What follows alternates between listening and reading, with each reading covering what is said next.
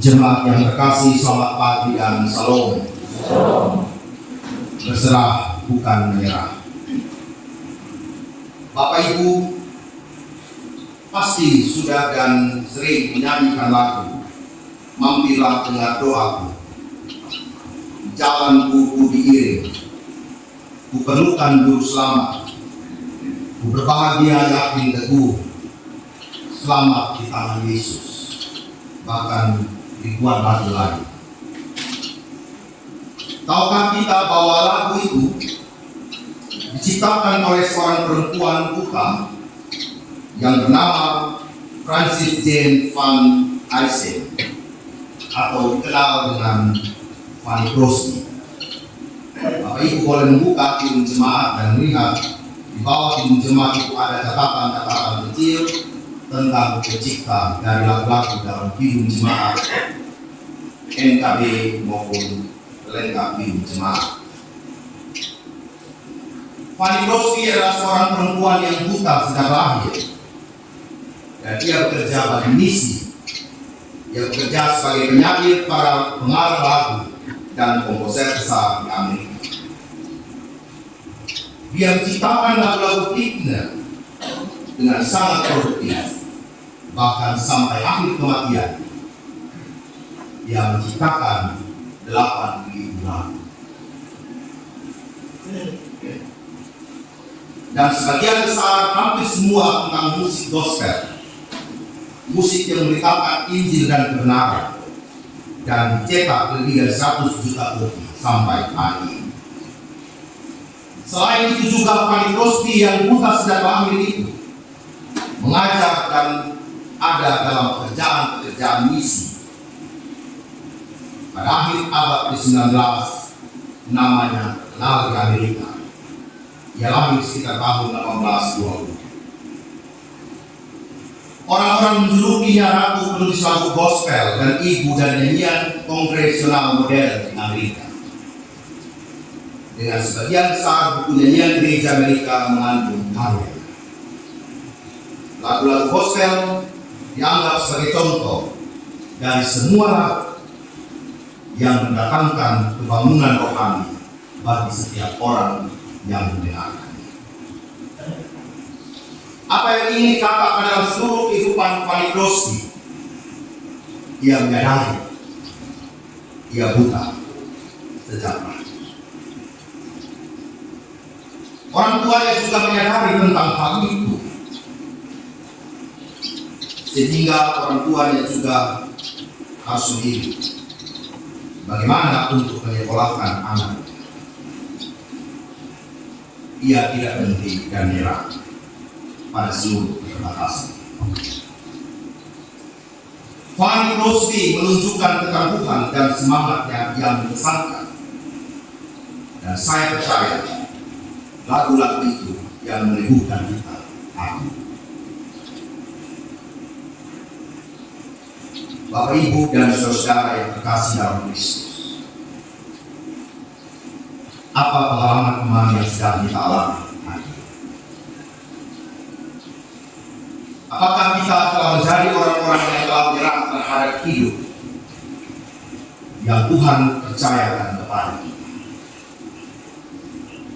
Apakah kita telah menyerah dengan seluruh keadaan yang menekan seluruh kehidupan keluarga kita, usaha kita, pekerjaan-pekerjaan kita, bahkan situasi pelayanan kita hari ini?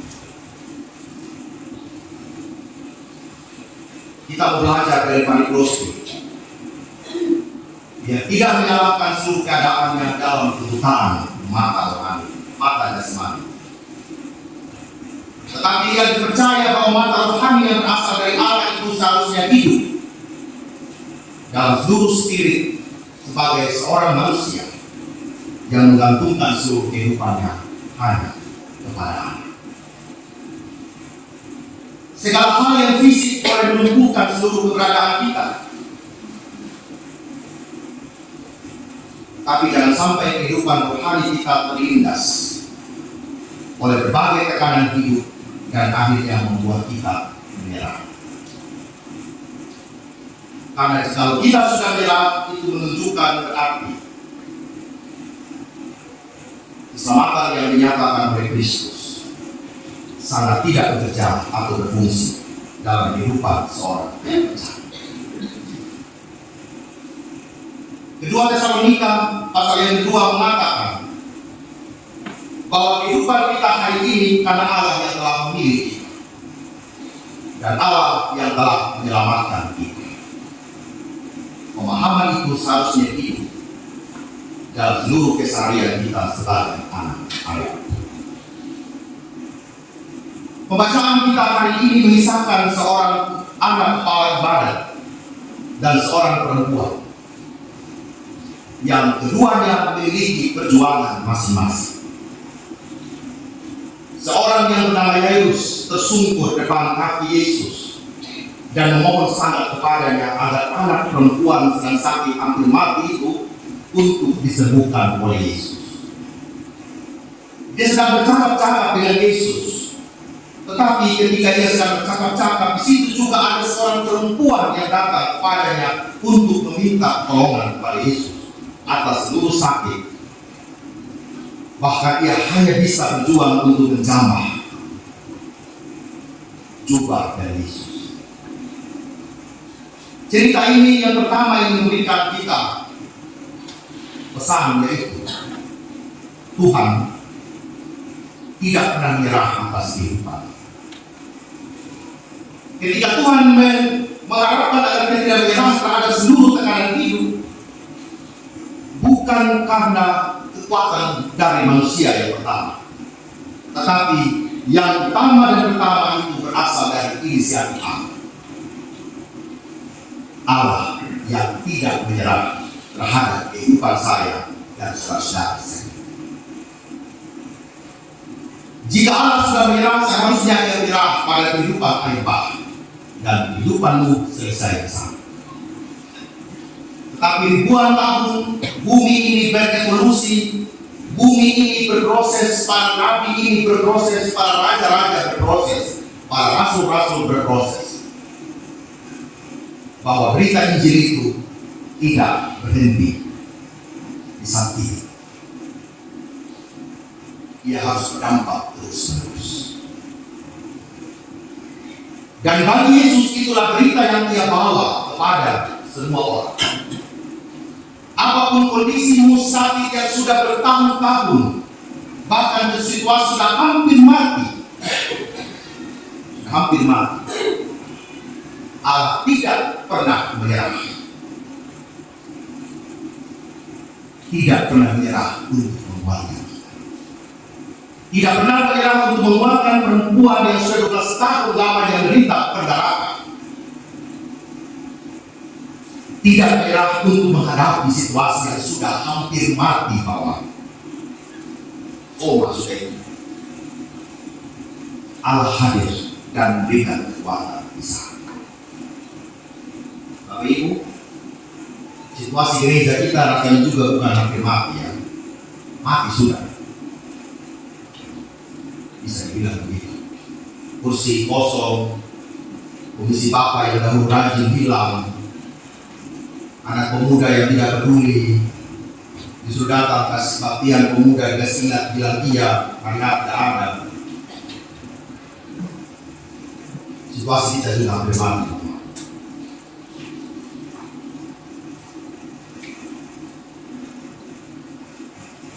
Kalau kamu tanya perasaan pendeta bagaimana, hampir mati. Tapi saya selalu percaya bahwa Tuhan tidak menyerah. Amin. Tidak menyerah atas hidup. Tuhan tidak menyerah atas seluruh kelakuan kita. Yang orang bilang suka buat gerakan tambahan. Nah kita sudah. Hari ini pun kami tidak datang ke gereja, tapi memang lebih enak selalu dikasih Bapak. Asli. Seharusnya hari Minggu bisa datang ke kebaktian, tapi lebih enak menjalankan hobi kita. Sambal ayam jauh lebih nikmat, di laut jauh lebih nikmat, rumpi di tetangga jauh lebih nikmat daripada kita memuliakan Allah dan bersekutu bersama. Allah tidak menyerah terhadap kehidupan gereja. 2 hari kemarin, 1 tahun lalu ada peristiwa, saya mengingatkan salah satu jemaat di Pulau Sumba ini untuk tidak melakukan kekonyolan itu, tapi mereka melakukan melanggar gereja. Kemarin mereka datang meminta maaf. 2 hari lalu. Minggu lalu kami juga mengembangkan salah satu jemaat sama juga melanggar gereja. Kami ingat kemarin datang juga minta maaf. Saya bilang begini, saya tidak butuh maaf. Seharusnya orang yang punya pikiran dan punya hati dalam menjalankan kehidupan bergereja dan berjemaat paham apa yang diputuskan dalam tata gereja. Tidak asal nekat itu saja. Dan menjadikan saya semakin teguh bahwa kebenaran itu harus ditahu. Meskipun orang tidak mengerti saat itu Bapak. Tapi saya bilang begini, saya tetap menang bersama dengan Tuhan. Saya bilang sama begitu, Mama, ikut saya punya manusia, saya tidak ngerti bukan orang. Dikasih tahu tapi ngeyel. Tetapi saya tahu bahwa kita sebagai pelayan memang harus ada dalam situasi bahwa apa yang kita omong benar hari ini, orang itu tidak akan percaya, Mama. Sering percaya lebih. Kita omong bahwa miras itu tidak baik, orang tidak akan percaya. Apa ini kita juga jangan minum anggur, gitu kan? Iya saya sih. Jadi sekarang apa yang kita omong saya sih bisa paham. Kalau kita omong sebenarnya belum apa ini terlalu keras kita gitu. Tapi kita ingatkan tidak mau percaya.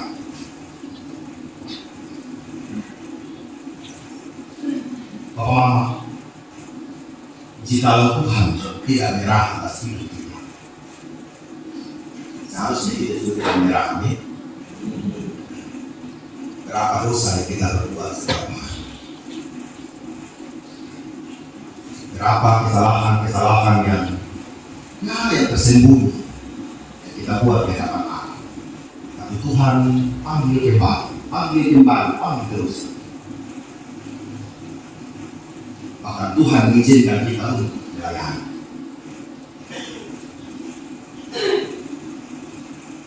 Ketika kita bicara yang benar, Mama, bukan berarti kita yang ngomong itu sudah terlalu suci. Tetapi kita sedang sama-sama belajar. Seharusnya itu. Jadi kalau Mama dengar nasihat dari sesama warga jemaat, jangan bilang ini itu sudah apa bersuci. Itu bukan kata-kata yang berkati Bapak. Ketika ada yang ngomong, kalau suami ngomong sama istri, bukan karena suami terlalu suci. Demikian sebaliknya. Kalau istri kasih sama suami, bukan karena istri juga terbaik. Kalau Bapak Ibu, pendeta, Tuhan yang PKRS kasih sama hidup kita, bukan karena kami juga sebagai jemaat terbaik. Tetapi karena kita sama-sama menyadari kita adalah orang-orang yang berdosa. Saling mengingatkan supaya jangan sama-sama terperosok di dalam hati kita. Tuhan tidak mau situasi yang hampir mati itu dihadapi oleh Yairus. Tuhan tidak mau pendarahan yang jatuh oleh perempuan itu dihadapi terus-menerus. Ia takut, ia lelah, tetapi ia tetap mau untuk menjangkau jubah dari Kristus. Hal yang kedua, jangan takut, percaya saja. Ketika kita berserah bukan menyerah berarti kita ada dalam titik poin, bukan ketakutan yang menyelimuti seluruh kita. Ketika anak kita sakit dan kita bawa ke rumah sakit, ketika orang tua kita sakit dan kita bawa ke rumah sakit, bukan untuk kita takut mati, Bapak. Betul tidak?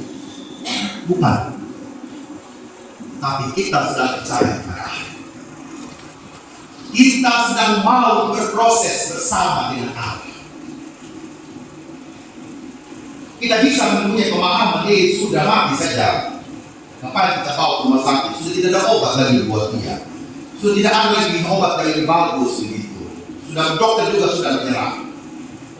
Tapi kalau kita melakukan berbagai macam usaha merawat kekasih-kekasih kita yang sakit, orang tua kita yang sakit, bahkan sudah mungkin putus harapan yang dikatakan oleh dokter, bukan karena kita takut mati, betul Pak Mama, tetapi karena kita mau berproses bersama dengan Allah. Sehingga kalau kita mengatakan berserah berarti bukan terserah atau berserah sudah, tetapi orang-orang yang mau berproses bersama dengan Allah. Kita tidak mau untuk persoalan hidup Bapak Mama jauh besar daripada pertolongan Tuhan. Keyakinan itu diberikan oleh Yesus kepada Yairus. Jangan takut, percaya saja.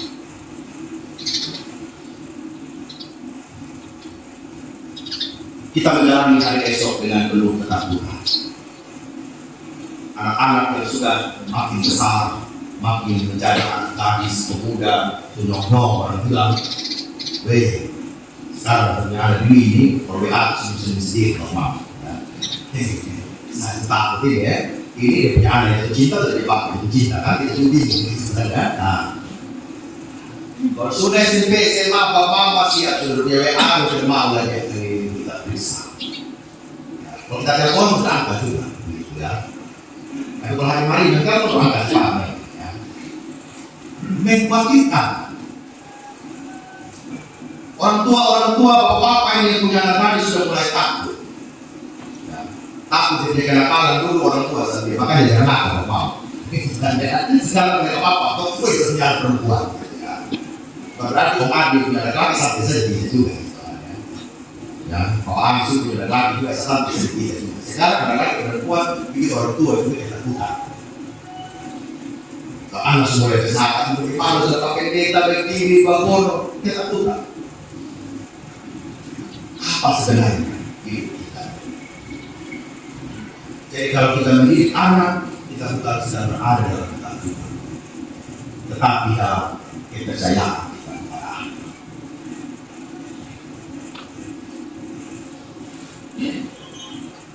Apa yang dihadapi oleh Yairus dan perempuan ini masalah yang rumah tangga sebenarnya. Tetapi mereka datang kepada Allah. Kehidupan keluarga kita bukan kehidupan yang lancar-lancar saja, penuh dengan persoalan. Tetapi bagaimana Bapak Mama itu hadir di sana untuk memperbaiki kesalahan.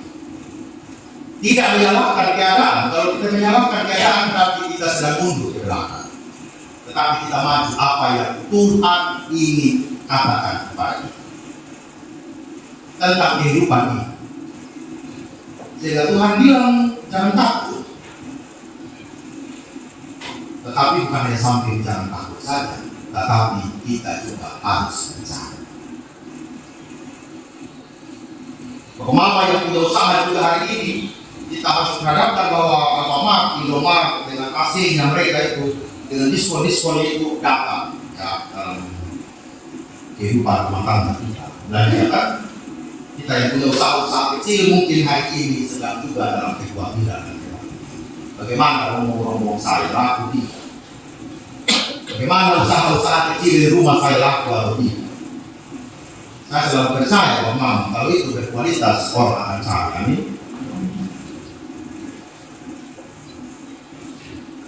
Salah tiga ada kecil, namanya kecil mati yang dia di depan kantor wali kota. Yang warung Bapak 45 sampai hari ini. Kemarin saya tinggi sana sama juga, saya nggak beli. Yang jualan itu saja, nasi kecil dengan itu gorengan, ceker, gorengan, tahu tempe. Tapi sampai hari ini tetap ramai Bapak. Walaupun salah tiga itu sudah penuh dengan restoran-restoran, wow, kafe-kafe, wow. Tapi itu mampu saya jelaskan kepada anaknya tetap saja ya. Karena dia berkualitas. Kita tidak bisa menyalahkan seluruh keadaan, Bapak. Yang juga tidak menyalahkan sang perempuan itu, kita ngomong itu, ini tahu keadaan terus kita. Jadi juga tidak menyalahkan perempuan itu, saya sedang fokus kepada Yesus, lalu berat, selesai. Tidak.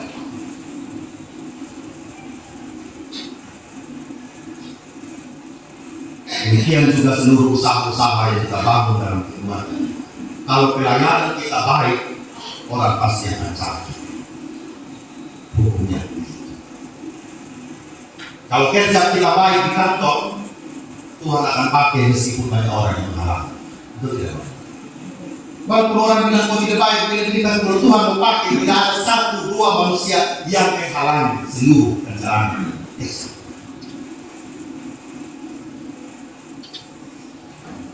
Kita punya usaha dari skala kecil, besar dan menengah. Kita punya.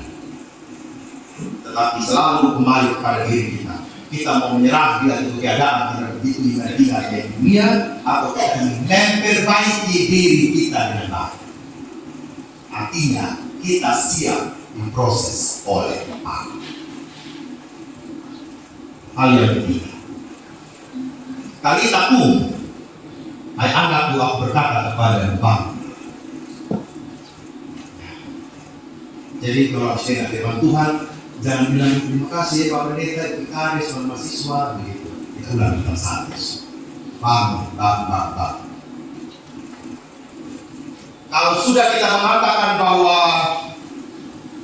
segala sesuatu Yesus sudah kasih dengar sama kita, firman-Nya, Dia sudah jamah kita punya hidup, Dia sudah sentuh kita punya pergumulan, Dia sudah sentuh kita punya persoalan, Dia sudah menyukseskan anak-anak kita.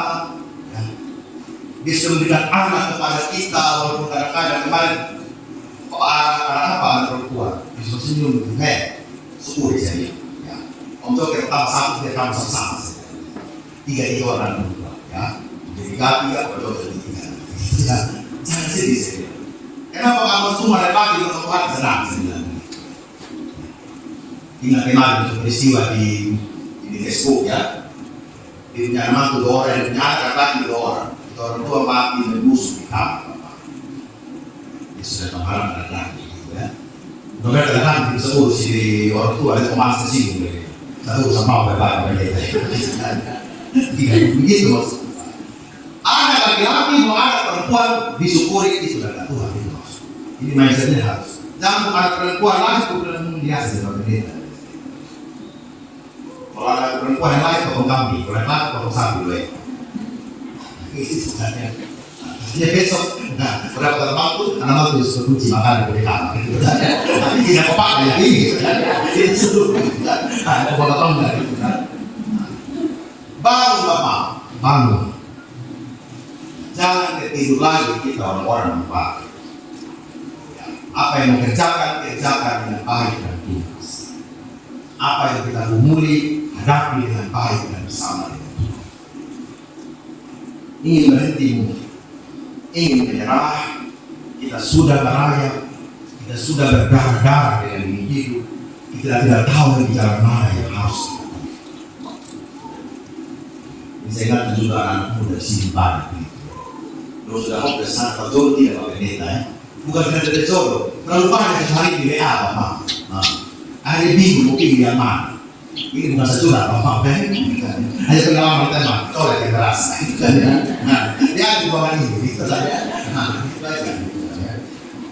Menyerah mau pilih yang mana dari Pak Pendeta, gitu ya. Jadi kalau kita perempuan Pak Pendeta sebetulnya kita sudah nafsu, bangun, hadapi pergumulan, jangan pernah menyerah. Karena apa? Karena Tuhan tidak pernah menyerah. Amin.